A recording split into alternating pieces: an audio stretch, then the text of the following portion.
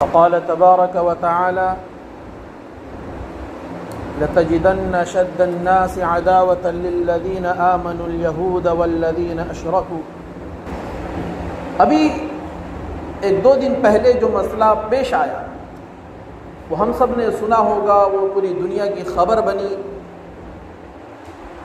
کہ فلسطین کے اندر جنگ چھڑ گئی اور فلسطینیوں کی طرف سے، مسلمانوں کی طرف سے یہودیوں پر، اسرائیلیوں پر بہت سخت حملے ہوئے، پھر ان کی طرف سے رد عمل بھی ہوا۔ یہ کوئی آج کا نیا واقعہ تو ہے نہیں، 50 سال 70 سال پرانا یہ معاملہ ہے، لیکن اس کی شرعی حیثیت کیا ہے، اس کی حقیقت کیا ہے، مسلمانوں کا اس سلسلے میں موقف کیا ہونا چاہیے، یہ اہم چیز ہے۔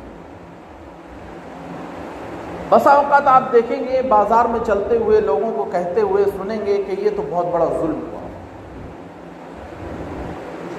تو اس کی وجہ سے جن لوگوں نے یہ کچھ کیا ہے وہ دہشت گرد ہیں، وہ فسادی ہیں، وہ یہ ہیں، وہ ہیں، اس طریقے کی باتیں صرف وہ نہیں ہیں جو اسلام دشمن ہیں وہ کہہ رہے ہوں، بلکہ وہ لوگ بھی جو خالی ذہن ہیں، یعنی وہ اس حقیقت کو پوری طرح سمجھتے نہیں ہیں، وہ بھی اسی طریقے کا موقف اختیار کر لیتے ہیں۔ وہ یہ سمجھتے ہیں کہ یہ معاملہ اسی طرح ہے کہ جس طریقے سے دشمن آپس میں لڑ بیٹھتے ہیں اور ایک دوسرے کو اوپر حملہ کر دیتے ہیں اور ایک دوسرے کو نقصان پہنچانے کی کوشش کرتے ہیں، تو جس کی طرف سے پہل ہوتی ہے یقیناً وہ زیادتی ہے، ظلم ہے، دہشت گردی ہے، یہ سب کچھ ہے۔ تو اسی طریقے کا واقعہ یہاں بھی ہوتا ہے، جبکہ صورتحال ایسی نہیں ہے۔ وہ جو خطہ ہے فلسطین کا، وہ مقدس سرزمین ہے۔ ہمیں تو یہ معلوم ہے کہ کعبۃ اللہ اور حرم مکہ یہ مقدس سرزمین ہے، حرم مدینہ مقدس سرزمین ہے، لیکن یہ بھی معلوم ہونا چاہیے کہ فلسطین کا بیت المقدس کا حصہ یہ بھی مقدس سرزمین ہے۔ قرآن کریم کی کئی آیتیں اس پر شاہد ہیں۔ اس کو برکت والا خطہ بھی کہا گیا ہے۔ حضرت موسیٰ علیہ السلام نے اپنی قوم سے فرمایا، یا قوم ادخلوا الارض المقدسۃ التي كتب اللہ لکم، اے میری قوم کے لوگو تم اس سرزمین میں داخل ہو جاؤ، اللہ تعالیٰ نے تمہارے لیے یہ زمین لکھ دی ہے۔ حضور اکرم صلی اللہ علیہ وسلم کو جب معراج ہوئی تو مکہ سے آپ صلی اللہ علیہ وسلم کو جس مقدس سرزمین پر لے جایا گیا وہ وہی فلسطین بیت المقدس ہے۔ دنیا کے کہیں اور کسی خطے کے اوپر آپ کو نزول نہیں فرمایا، آپ کا نزول اس خطے پر ہوا، وہیں پر آپ نے ٹھہر کر تمام انبیاء کرام علیہ السلام کی امامت فرمائی۔ اور وہ زمین پر تنہا وہ ایسا خطہ ہے، ایسی زمین ہے جس کو یہ شرف حاصل ہے کہ تمام انبیاء نے اس پر نماز ادا کی ہے اور جس پر رسول اللہ صلی اللہ علیہ وسلم نے امامت فرمائی۔ سورہ بنی اسرائیل کے اندر اللہ تعالیٰ نے ارشاد فرمایا، سبحان الذی اسری بعبدہ لیلا من المسجد الحرام الی المسجد الاقصی۔ تو جب بیت المقدس کہا جاتا ہے تو کبھی مسجد اقصی کے لیے بھی بیت المقدس کہا جاتا ہے، روایتوں کے اندر الفاظ ملتے ہیں، بیت المقدس کہا گیا اور اس سے مسجد اقصی مراد۔ تو پورا وہ خطہ وہ بابرکت ہے۔ برکت والا اس لیے ہے، مفسرین نے لکھا ہے کہ بے شمار انبیاء کرام علیہ السلام کا وہ مسکن رہا ہے، انبیاء کرام علیہ السلام وہاں رہے۔ حضرت موسیٰ علیہ السلام، حضرت ابراہیم علیہ السلام، حضرت اسحاق علیہ السلام، حضرت اسماعیل علیہ السلام، حضرت یعقوب، حضرت اسحاق اور حضرت یوسف علیہ السلام، حضرت عیسیٰ علیہ السلام، تو بے شمار نبیوں کا وہ مسکن رہا ہے، اس کو اس لیے بابرکت خطہ بھی کہا گیا۔ وَنَجَّيْنَاهُ وَلُوطًا إِلَى الْأَرْضِ الَّتِي بَارَكْنَا فِيهَا، قرآن کریم نے کہا کہ ہم نے نجات کی حضرت ابراہیم کو بچایا اور حضرت لوط کو اس مقدس سرزمین کی طرف لے کر جہاں ہم نے برکتیں رکھی ہیں، یعنی فلسطین کی سرزمین۔ حضرت سلیمان علیہ السلام کے واقعے میں بھی اس زمین کا تذکرہ ہے، بہت سے نبیوں کے واقعات میں اس کا تذکرہ قرآن کریم کے اندر موجود ہے، اور احادیث کے اندر تو بڑی فضیلت بیان کی گئی ہے اس زمین کی۔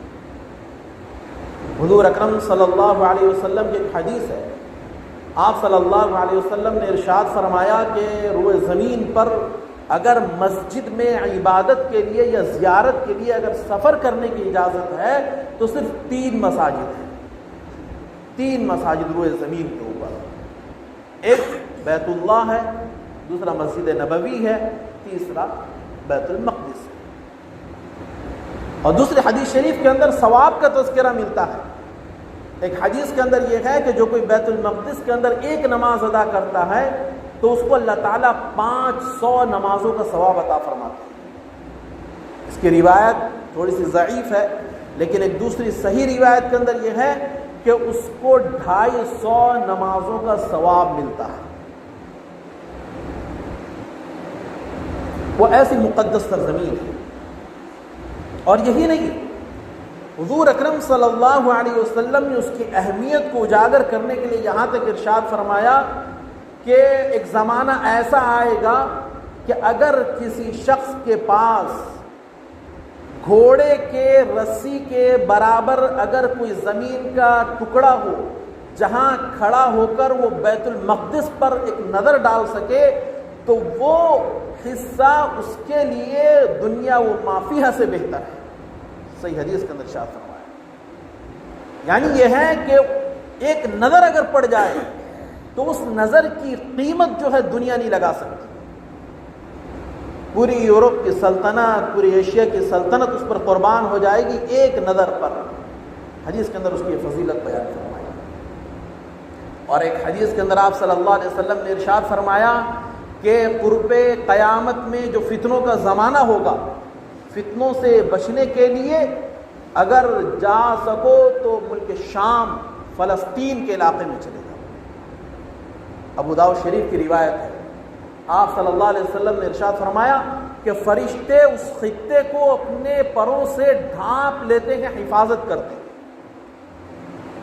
اسی لیے دجال کا جب ظہور ہوگا، دجال وہیں قریب کے خطے سے نکلے گا ملک شام میں، لیکن پوری زمین کا وہ چکر کاٹے گا۔ 4 مقامات ایسے ہوں گے جہاں وہ داخل نہیں ہو پائے گا۔ ایک کعبۃ اللہ مکہ کے حرم میں داخل نہیں ہو پائے گا، مدینہ کے اندر داخل نہیں ہو پائے گا، تیسرا بیت المقدس کے اندر داخل نہیں ہو پائے گا، چوتھا طور پر پہاڑ پر وہ داخل نہیں ہو پائے گا۔ یہ وہ مقامات ہیں جن کے اللہ تعالیٰ نے فرشتوں کے ذریعے سے حفاظت فرمائی ہے۔ اس سے اندازہ لگا سکتے ہیں آپ کتنی فضیلت ہے اس کی، لیکن کیا ہم واقف ہیں؟ ہم صرف کعبۃ اللہ کی فضیلت کو جانتے ہیں، مکہ اور مدینہ کی فضیلت کو جانتے ہیں، لیکن بیت المقدس سے ہمارا کوئی رشتہ ہی نہیں ہے۔ جیسے وہ قبلہ اول ہے مسلمانوں کا۔ حضور اکرم صلی اللہ علیہ وسلم جب ہجرت فرما کر مدینہ تشریف لے گئے، 16 یا 17 مہینے تک آپ نے بیت المقدس کی طرف رخ کر کے نماز ادا کی۔ یہ اللہ تعالیٰ کی طرف سے حکم تھا، قبلہ اول ہے وہ مسلمانوں کا۔ صحابہ کرام نے حضور صلی اللہ علیہ وسلم کے وصال کے بعد کثیر تعداد میں وہاں ہجرت فرمائی۔ حضرت ابو عبیدہ ابن جراح، حضرت معاذ ابن جبل، حضرت صفیہ ام المؤمنین، حضرت ابو ہریرہ رضی اللہ عنہ، حضرت بلال اور حضرت ابو ذر غفاری رضی اللہ عنہ، بہت سے صحابہ کرام ہیں جنہوں نے وہیں ہجرت فرمائی، اس کی اہمیت کو پیش نظر رکھتے ہیں۔ اب مسئلہ کیا ہے کہ مسلمان اس زمین پر اپنا حق بتاتے ہیں اور یہودی اس زمین پر اپنا حق بتاتے ہیں، تو سچائی کیا ہے؟ لڑائی کیوں ہو رہی ہے؟ یہودی جو اپنا حق بتاتے ہیں وہ حق ثابت کرنے کے لیے دوسری بات کہتے ہیں کہ حضرت سلیمان علیہ السلام نے بیت المقدس کی تعمیر کی ہے، وہ ہیکل سلیمانی وہاں بنانا چاہتے ہیں. تو حضرت سلیمان علیہ السلام سے ان کا رشتہ کیا ہے، پہلے یہ ثابت ہونا چاہیے. نہ حضرت سلیمان علیہ السلام کے اولاد میں ہے، نہ حضرت سلیمان علیہ السلام سے ان کا دینی کوئی تعلق ہے. اس لیے کہ قرآن خود کہتا ہے کہ حضرت سلیمان علیہ السلام پر الزام انہوں نے لگایا ہے، یہودیوں نے ان کو جادوگر کہا اور ان پر نہ جانے اور بہت خطرناک الزام لگائے. اور یہ نبیوں کے تو ہمیشہ دشمن رہے ہیں. حضرت زکریا علیہ السلام کو شہید کرنے والے یہودی، حضرت یحییٰ علیہ السلام کو شہید کرنے والے یہودی، حضرت عیسیٰ علیہ السلام کو سولی پر چڑھانے کی کوشش کرنے والے یہودی. اللہ تعالیٰ نے اس وقت آسمان پر اٹھا لیا، لیکن وہ جشن منا رہے تھے کہ انہوں نے سولی دے دی ہے. اللہ تعالیٰ نے انہی شکل کے اندر دوسرے کو پیش کر دیا، اس کو سولی دے دی اور سمجھے کہ حضرت عیسیٰ علیہ السلام کو سولی دی. حضرت عیسیٰ کی زبانی، حضرت داؤد علیہ السلام کی زبانی پر لعنت کی گئی ہے. لعن الذین کفروا من بنی اسرائیل علی لسان داؤد و عیسیٰ ابن مریم. قرآن کریم نے غیر المغضوب علیہم ولا الضالین کہا کہ یہ مغضوب علیہم ہے، ان کو پر اللہ کا غصہ، اللہ کی پھٹکار ہے. اور قرآن کریم نے عجیب بات ایک موقع پر یہ بیان کیا کہ ان کو سلطنت اللہ تعالیٰ نے عطا نہیں کی زمین کے اندر. یعنی یہ ان کی اپنی تاریخ اگر دیکھی جائے 3,500-4,000 سال کی ان کی اپنی یہودیوں کی تاریخ ہے، بنو اسرائیل کی تاریخ ہے، لیکن اتنے سالوں سے آج تک روئے زمین کے اوپر ان کی اپنی اصل کوئی حکومت ہی قائم نہیں. قرآن نے اس کی گواہی دی. عجیب بات یہ ہے کہ یہ دنیا کے جس ملک کے اندر رہے ہیں اس ملک والوں کو انہوں نے اتنا پریشان کیا ہے کہ کسی نے ان کو حکومت قائم کرنے کا موقع ہی نہیں دیا. اور قرآن کریم جو سورہ بنی اسرائیل ہے اس کے پہلے صفحے کے اندر تو ہے کہ 2 مرتبہ تو ان پر سخت حملہ ہوا ہے. بخت نصر کے زمانے میں اور ایک بادشاہ کے زمانے میں زبردست حملہ ہوا ہے. اور ماضی قریب کے اندر دیکھیں تو جرمنی کا ہٹلر نے تو ان کے اوپر وہ جو ہولوکاسٹ کے نام سے جانا جاتا ہے جس کے اندر 6 ملین 60 لاکھ یہودیوں کو قتل کیا گیا، ان کا قتل عام ہوا. اور بتاتے ہیں کہ اس نے کچھ کو اس لیے چھوڑ دیا کہ تاکہ لوگ جانے کہ یہ کیسی بدترین قوم ہے، سازشی قوم، خطرناک قوم. ان کا یہ کہنا ہے کہ فلسطین میں ہمارا حق ہے. فلسطین میں کیسے آئے یہ؟ فلسطین میں وہ اس طریقے سے آئے کہ جنگ اول جو ہوئی، پہلی جنگ عظیم ہوئی، فرسٹ ورلڈ وار، تو اس میں جو خلافت عثمانیہ قائم تھی وہ ختم ہوئی. ترکی کے اندر جو عثمانی خلافت تھی اور جس کا یعنی پوری دنیا کے اندر ایک دبدبہ تھا، مسلمانوں کا پورا دبدبہ پوری دنیا کے اندر تھا، تو خلافت کے ذریعے تھا. لیکن اپنے آخر زمانے کے اندر بہت کمزور ہوتے گئی. بہت بڑے علاقے کے اوپر اس کی حکومت تھی، خلافت قائم تھی، لیکن اندرونی سازشیں بہت ہوتی رہیں اور یہودیوں کی سازش اتنی خطرناک اس کو توڑنے کی ہوئی کہ بالآخر انہوں نے توڑ کر ہی دم دیا. جنگ اول کے اندر اس کو گھسیٹ لیا انہوں نے، اور جب اس کا کوئی کردار نہیں تھا لیکن اس کے باوجود اس کے پورے تتر بتر ہو گئے، پوری خلافت ختم ہو. لیکن اس موقع پر جب سلطان عبد الحمید ثانی حکمراں تھے تو ان یہودیوں نے آ کر ان کے سامنے پیشکش کی اور کہا کہ ہمیں فلسطین کے اندر آباد کرایا جائے. اور انہوں نے یہ مانگ کی کہ ہمیں فلسطین کی زمین کا کچھ حصہ دے دیا جائے جس پر ہم کاشت کریں گے.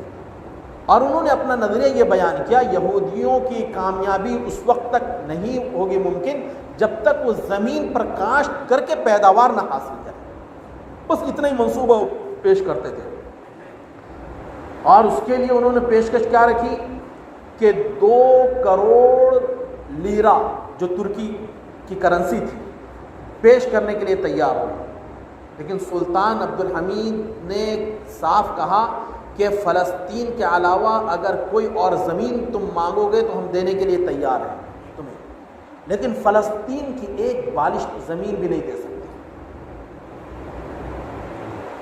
ان کو پھر چیلنج کیا گیا کہ اگر تم نہیں دو گے تو تمہاری حکومت ہم ختم کر دیں گے، خلافت کو ختم کر دیں گے۔ سلطان عبد الحمید نے کہا کہ جب تک خلافت قائم ہے میرے ٹکڑے ٹکڑے ہو سکتے ہیں، لیکن فلسطین کی ایک بالش زمین بھی میں تم کو نہیں دے سکتا۔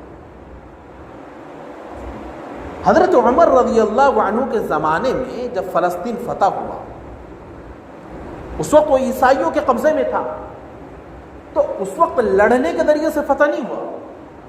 جب فوج داخل ہوئی تو اس وقت جو عیسائی تھے انہوں نے ہتھیار ڈال دیے، انہوں نے کہا کہ ہم جنگ نہیں کریں گے، ہم بیت المقدس کو تمہارے حوالے کر دیں گے، فلسطین کو تمہارے حوالے کر دیں گے، لیکن شرط یہ ہے کہ جو امیر المومنین ہیں ان کے ہاتھ میں ہم چابی دیں گے۔ تو سیدنا عمر رضی اللہ عنہ مدینے سے ملک شام فلسطین گئے، اور پادری نے اپنے ہاتھ سے چابی ان کو سپرد کیا بغیر لڑے۔ انہوں نے کہا کہ ہماری کتاب کے اندر یہ لکھا ہوا ہے کہ یہ مسلمانوں کے ہاتھ میں جائے گا، اور یہ اوصاف بھی لکھے ہیں کہ جس کو یہ حکومت ملے گی اس کے کیا اوصاف ہیں۔ حضرت عمر رضی اللہ عنہ جب حاضر ہوئے ہیں ان کو حلیے کو دیکھتا تھا، کتاب کو دیکھتا تھا، حلیے کو دیکھتا تھا، کتاب کو دیکھتا تھا، اور جب اس نے پورا میچ کر لیا کہ سارے آثار، ساری چیزیں، ساری علامتیں پائی جاتی ہیں، تو بغیر لڑے چابی حوالے کی۔ لیکن اس وقت جو معاہدہ ہوا، معاہدہ عمری کے نام سے جانا جاتا ہے، اس میں یہ معاہدہ بھی تھا کہ یہاں جو لوگ آباد ہیں، جو عیسائی آباد ہیں، جو چاہے دوسرے اور مذہب کے لوگ آباد ہیں، ان کو رہنے کی مکمل اجازت ہے، وہ یہاں رہ سکتے ہیں، ان کو اپنے طریقے پر عبادت کرنے کی پوری کھلی اجازت ہے، اس پر کوئی روک ٹوک نہیں ہے۔ ان کے جان کی، ان کے مال کی حفاظت ہماری ذمہ داری ہوگی، مسلمانوں کی ذمہ داری ہوگی۔ اس معاہدے میں عیسائیوں نے، پادریوں نے ایک اور شرط کا اضافہ کیا اور یہ کہا کہ آپ یہ بھی معاہدہ کیجئے کہ یہاں کوئی یہودی داخل نہیں ہوگا۔ عیسائیوں نے کہا کسی یہودی کو یہاں داخل ہونے کی اجازت نہیں دی جائے۔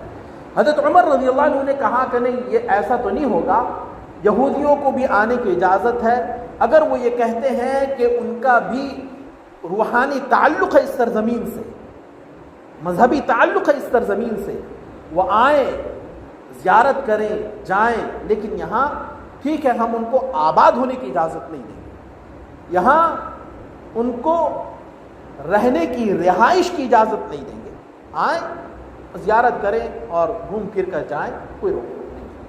لیکن عیسائی یہ چاہتے تھے کہ ان کو آنے تک کی اجازت نہ دی جائے، کیونکہ وہ بھی ان کے کرتوت سے واقف تھے۔ آسٹریا کا ایک صحافی ہے تھیوڈور ہرزل جس کا نام ہے، اس نے ایک منصوبہ بنایا اور اس نے اپنی کتاب بھی تصنیف کی۔ اس صحافی نے الدولۃ الیہودیہ کے نام سے، یعنی یہودیوں کی مستقل حکومت کیسے قائم ہو، تو اس نے جو منصوبہ بنایا اس میں یہودیوں کو ساتھ لیا، اور اس وقت بہت سے حکومتوں کو اس نے ساتھ لیا، ساتھ لے کر اس منصوبے کے اندر 3 باتیں طے پائی۔ یہ ہمیں یاد رکھنے کی چیز ہے۔ 3 باتوں میں پہلی بات یہ تھی کہ ہماری جو حکومت قائم ہو وہ فلسطین کے اندر قائم ہو، ہماری اپنی آزاد حکومت، یہودیوں کی مملکت قائم ہو فلسطین کے اندر۔ اور دوسرا منصوبہ جو یہ تھا کہ پوری دنیا کے اندر اقتصادی غلبہ ہمارا ہو، یعنی پوری دنیا کے اندر جو مالی ادارے ہیں ان سب پر ہمارا ہی ہاتھ ہو، ہم پوری دنیا کے خزانے کے مالک رہیں۔ اور تیسرا منصوبہ یہ تھا کہ عبرانی زبان اور عبرانی اقدار و روایات یہ جو ختم ہو گئی ہم اس کو دوبارہ سے زندہ کریں۔ ان 3 منصوبوں کو لے کر انہوں نے کام کیا، اور اس کے لیے امریکہ کو اور برطانیہ کو انہوں نے ساتھ لیا۔ اب جو فلسطین کے اندر کچھ یہودی آ کر رہ گئے تھے، تو جب خلافت عثمانیہ ختم ہو گئی تو یہ جو فلسطین کا حصہ تھا یہ برطانیہ کے زیر اقتدار آ گیا 1918 سے لے کر 1948 تک. یہ برطانیہ کے زیر ماتحت رہا. جیسے برطانیہ کے ماتحت کے اندر یعنی ہمارا ہندوستان برسوں تک رہا, تو ایسا ہی وہاں جو ہے پوری حکومت پر کنٹرول ہوتا تھا برطانیہ کے ذریعے سے فلسطین کے اوپر. اب یہ 1948 میں, اس سے پہلے 1946 کے اندر بحث چھڑ گئی اور کہ یہودی یہ کہنے لگے کہ ہمیں یہاں اپنی حکومت قائم کرنی ہے. تو فلسطینی مسلمانوں نے مزاحمت کی کہ تم آ کر یہاں رہے ہو تو تمہیں حکومت قائم کرنے کون دے دے گا ہماری سرزمین پر. تو چاہیے تو یہ تھا کہ برطانیہ وہاں پہ کوئی رول ادا کرتا, لیکن اس نے کیا کیا 1948 کے اندر اپنا بوریا بستر لپیٹ کر وہاں سے الگ ہو گیا اور کہا کہ اب جو ہے یہ فلسطین کا معاملہ اب تم آپس میں حل کرو. جس کی وجہ سے یہ ہوا کہ جو یونائٹڈ نیشن کے ماتحتی میں آیا تو اس نے جو فیصلہ کیا ان کے جھگڑے کو لے کر 45% مسلمانوں کو کہا تمہارا فلسطین کا حصہ رہے گا اور 55% 55% جو ہے وہ یہودیوں کے حوالے کیا.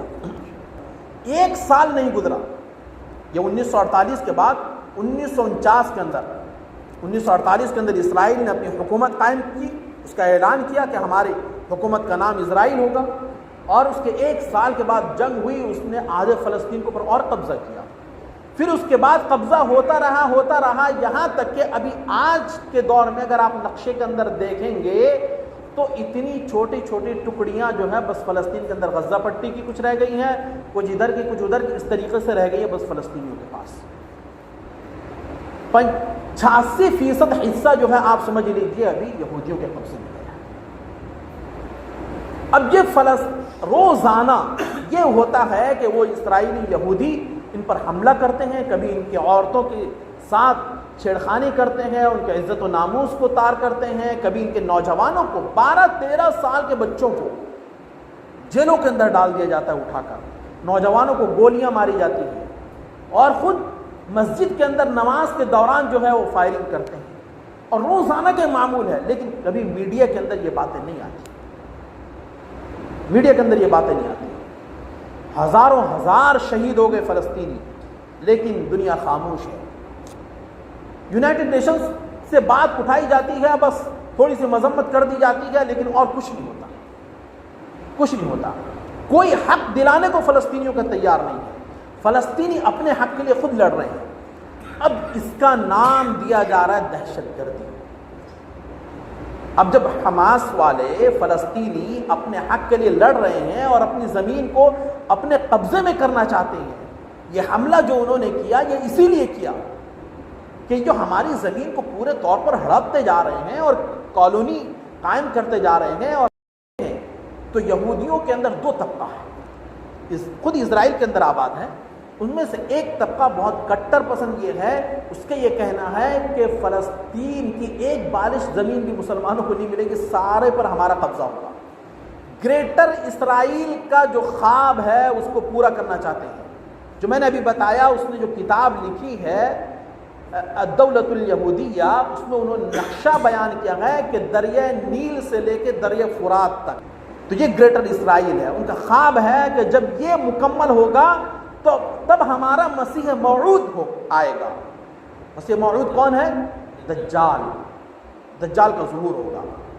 لیکن جو دوسرا طبقہ ہے یہودیوں کا, الٹرا آرتھوڈاکس کے نام سے جانا جاتا ہے, اس کا نظریہ یہ ہے کہ جو وہ نظریہ جو تورات کی سب سے قدیم ترین جو اس کی تشریح ہے, تفسیر ہے مدراش نام سے, اس کے اندر بیان کیا گیا ہے کہ جب کبھی بھی فلسطین کے اندر, اس خطے کے اندر جو ارض مقدس ہے, اگر یہودیوں کی حکومت اپنی طاقت کے زور پر قائم ہوگی تو وہ اللہ کی نظر میں مبغوض ہوں گے, ناراض قرار دیے جائیں گے, اور ان کی کبھی مغفرت نہیں پائے گی. یہاں جب کبھی بھی حکومت قائم ہوگی وہ سپر نیچرل طریقے پر قائم ہوگی, یعنی کوئی کہہ لیجئے کہ غیبی مدد کے طور پر قائم ہوگی. انسانی کوششوں کی بنیاد پر نہیں قائم ہوئی۔ آج بھی 20,000 سے زیادہ ایسے یہودی خود اسرائیل کے اندر آباد ہیں، فلسطین کے اندر جو پہلے سے آباد تھے ان میں یہ ایسے یہودی بھی ہیں، تو وہ خود مخالف ہیں اپنی حکومت کے، بنیامین نتنیاہو کے، کہ وہ اس کے مخالف ہیں کہ ہم کسی طریقے سے بھی اگر جنگ کرتے ہیں تو ہمارے لیے جائز نہیں ہے، ہم اگر حکومت قائم کرتے ہیں ہمارے لیے جائز نہیں ہے، حکومت خود بخود قائم ہے۔ وہ کیسے قائم ہوگی؟ وہ بھی مسیح موعود یعنی دجال کا انتظار کرتے ہیں کہ وہ آئے گا تو حکومت خود بخود قائم کرے گا۔ اور یہ جو دوسرا طبقہ ہے شدت پسند، وہ یہ کہتا ہے کہ ہم اس کے لیے راستہ ہموار کرتے ہیں کہ جب ہم قائم کر دیں گے تب وہ دجال کا ظہور ہوگا۔ یہ لڑائی ان کے آپس میں چلتی ہے، اسی لیے آپ دیکھیں کہ ہزاروں کی تعداد کے اندر اس سے پہلے بھی جو اسرائیلی حکومت کے خلاف ان کا مارچ نکلتا ہے اور احتجاج ہوتا ہے، وہ کون یہودی ہے؟ وہ یہ یہودی ہیں جو اس بات کے بالکل مخالف ہیں کہ جنگ کی جائے، وہ جنگ کے بالکل قائل نہیں ہیں۔ تو یہ جو نظریہ ہے، اس نظریے کو پورا کرنے کے لیے وہ کسی حد تک بھی جا سکتے ہیں جو شدت پسند ہے۔ تو اب بھائی کون ایسا ملک ہے اور کون ایسا انصاف پسند انسان ہے جو یہ بتائے کہ اس کے گھر میں کوئی شخص داخل ہو، حملہ کرے اور اس کو باہر کرے، اور وہ اس کو اپنے گھر کو حاصل کرنے کے لیے اگر حملہ کرے تو اس کو کہہ دیا جائے دہشت گرد؟ تو پھر تو انگریز اس ملک میں آئے تھے تو ان کے خلاف لڑنا دہشت گردی ہے، یہی تو انگریز کہتے ہیں، لیکن یہاں لڑنے والے اس کو کیا جنگ آزادی کا نام دیتے تھے۔ تو وہی معاملہ فلسطین کے اندر ہے، وہ لڑ رہے ہیں، وہ اس کو جنگ آزادی کا نام دیتے ہیں، اور دنیا والے جو ان بھکت ہیں اور آنکھیں بند کر کے اسرائیل اور امریکہ کے حمایتی ہیں، وہ اس کا نام دہشت گردی دے رہے ہیں۔ تو یہ صرف گودی میڈیا والے یا ایسے لوگ نہیں ہیں، بلکہ خالی ذہن جو نہیں سمجھ پا رہا ہے وہ یہ سمجھ رہا ہے کہ یہ ملک کے اندر دو طبقہ لڑ رہا ہے، اس لیے جو پہلے حملہ کر دیا ہے تو وہ تو غلط کیا ہے۔ ارے ان کے حملے تو تمہارے سامنے کبھی آتے نہیں ہیں، روزانہ جو حملے ہو رہے ہیں، ورنہ اگر یونائٹڈ نیشن کی بات کی جائے تو 45% اگر حصہ تھا تو 10% کیوں رہ گیا؟ اس سارے پہ قبضایا گیا تو اس کے خلاف کون جنگ کرے گا، کون لڑے گا؟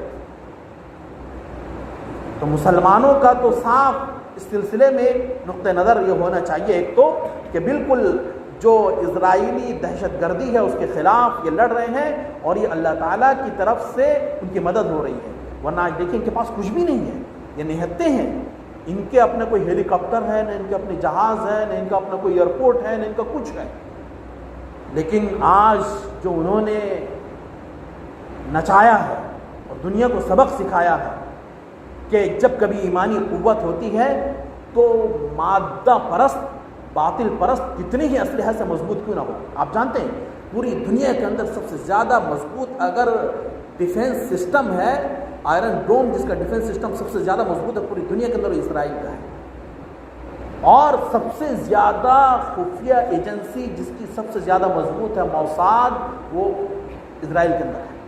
لیکن سب کچھ ہو گیا، کچھ پتہ ہی نہیں چلا، کسی کا کچھ کام نہیں کیا، یہ کیا ہو رہا ہے؟ یہ اللہ کی مدد نہیں تو اور کیا ہے؟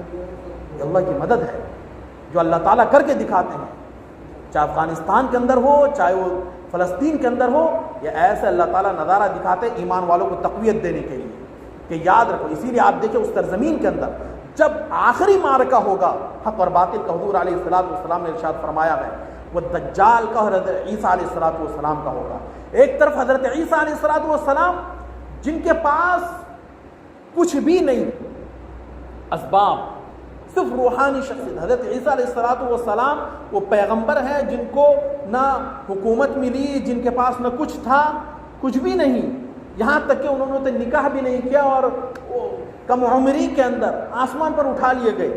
ایسی روحانی شخصیت کہ جن کو اللہ تعالیٰ نے کلمت اللہ روح اللہ کہا، ان کا انتخاب کیا اللہ نے دجال کے مقابلے میں، اور دجال وہ ہوگا جس کے پاس پوری دنیا کی ٹیکنالوجی، پورے دنیا کے اسباب، پوری دنیا کے وسائل، پوری طاقت اس کے پاس ہوگی۔ اتنی طاقت ہوگی کہ جب وہ کہے گا بارش برسنے تو بارش برسے گی، جب وہ کہے گا زمین سے غلہ اگانے تو غلہ اگے گا، جب وہ کہے گا کسی کو کہ مردے کو زندہ کر دوں گا تو زندہ کر کے دکھائے گا۔ یہ طاقت اللہ تعالیٰ اس کو ظاہری طور پر دیں گے، اور اس کے مقابلے میں اس کو مارنے کے لیے حضرت عیسیٰ علیہ السلام کو کھڑا کریں گے۔ حضرت عیسیٰ علیہ السلام کی نظر پڑے گی اور وہ پگھلنا شروع ہو جائے گا جیسے برف پگھلتا ہے۔ اور مقام لطف پر اس کو ماریں گے اور اس کو ختم کریں گے۔ اس لیے حدیث شریف کے اندر آتا ہے کہ یہی وہ مقام بھی ہے جو یہودیوں کا مقتل ہے، یعنی شاید کہ اللہ تعالیٰ کا وہ نظام ہے جو اس طریقے سے یہودیوں کو وہاں جمع کر رہا ہے، پوری دنیا کے یہودی وہاں جمع ہونا چاہتے ہیں، اور وہ جب جمع ہوں گے تو وہیں ان کی قبر بنے گی اور وہیں ان کا جو ہے آخری معرکہ ہوگا۔ یہاں تک ہوگا کہ جب وہ پہاڑ کے پیچھے، پتھر کے پیچھے، درخت کے پیچھے کہیں بھی چھپیں گے تو وہ کہے گا کہ میرے پیچھے یہودی آؤ اس کو مارو، یہ معرکہ۔ تو آخر انجام تو ہے فتح اور نصرت، اللہ تعالیٰ نے لکھ دیا ہے، اور فتح و نصرت کے لیے دیکھیے اسباب کوئی چیز نہیں رکھتے ہیں، اصل ایمان اور یقین ہے۔